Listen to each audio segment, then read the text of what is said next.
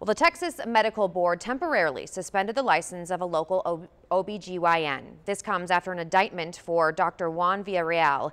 He was accused of 3 counts of sexual assault in October. The board says it came to this agreement for the safety and welfare of the public. And tonight, our Michelle Pedraza joins us live with what the doctor's attorney has to say. Michelle. Well, Mackenzie, even though the indictment was from last October, Dr. Juan Villarreal had been seeing patients here at his office in Calallen since yesterday when his license was suspended.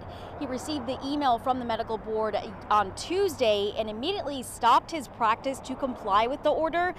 Villarreal's attorney, Ron Barroso, says they are working to restore the license in hearings with the board, but are not sure when that would be. Barroso adding he believes this was politically motivated by the board. I think that the board succumbs to political pressure.